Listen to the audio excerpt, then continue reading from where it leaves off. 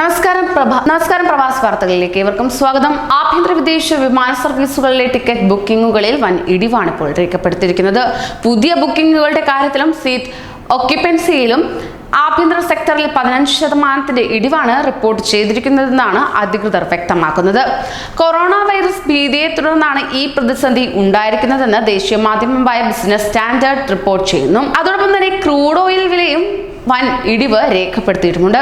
Airline കമ്പനികൾ ഗുണകരമാണ്. ഇന്ത്യയിൽ നിന്നുള്ളവർക്ക് വിദേശ രാജ്യങ്ങൾ വിലക്ക് ഏർപ്പെടുത്തിയതും പടിഞ്ഞാറൻ രാജ്യങ്ങളിൽ പ്രതിസന്ധി വർദ്ധിക്കുന്നതും വിമാന കമ്പനികളുടെ വരുമാനം കുറയാനിടയാക്കുകയും ചെയ്തു. മാസങ്ങൾക്ക് മുമ്പേ ടിക്കറ്റ് ബുക്ക് ചെയ്തവരടക്കം ഇപ്പോൾ വിമാനയാത്രകൾ ഒഴിവാക്കുന്നതായാണ് ഈ രംഗത്തെ വിദഗ്ധർ പറയുന്നത് തന്നെ. പ്രധാനമായും പ്രധാന മെട്രോ നഗരങ്ങളായ ദില്ലി, മുംബൈ, ഹൈദരാബാദ്, ബാംഗ്ലൂർ എന്നിവിടങ്ങളിലേക്കുള്ള വിമാന സർവീസുകൾക്കാണ് ഈ കുറവുണ്ടായതെന്ന് ഇന്ത്യൻ വിമാന കമ്പനികളുടെ എക്സിക്യൂട്ടീവുകൾ പറഞ്ഞു. കൊറോണയുടെ ആഘാതത്തിൽ നിന്ന് ഇന്ത്യൻ വിമാന കമ്പനികളെ ഒരു പരിധിവരെ അകറ്റിയ ഒരേ ഒരു കാര്യം ആഭ്യന്തര യാത്രയായിരുന്നു.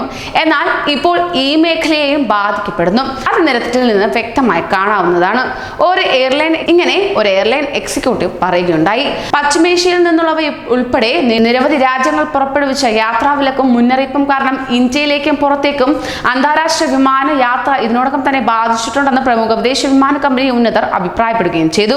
ഇത്തരത്തിൽ ലോകം നേരിട്ടുകൊണ്ടിരിക്കുന്ന കൊറോണ വൈറസ് ബാധ ഏറ്റവും ഭീകരമായ രീതിയിലേക്ക് എത്തിപ്പെടുമ്പോൾ അത് പൂർണ്ണമായും ബാധിക്കുന്നത് സാമ്പത്തിക മേഖലയെ തന്നെയാണ്.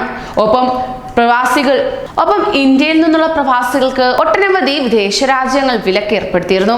ഇതേ തുടർന്ന് പോയാൽ തിരിച്ചു വരുമോ എന്ന സംശയത്തെ തുടർന്ന് പലരും ബുക്ക് ചെയ്ത യാത്രകൾ ക്യാൻസൽ ചെയ്യുകയും ചെയ്തു.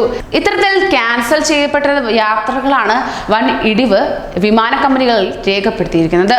കൂടുതൽ പ്രവാസി വാർത്തകൾക്കായി ഈ ചാനൽ സബ്സ്ക്രൈബ് ചെയ്യൂ.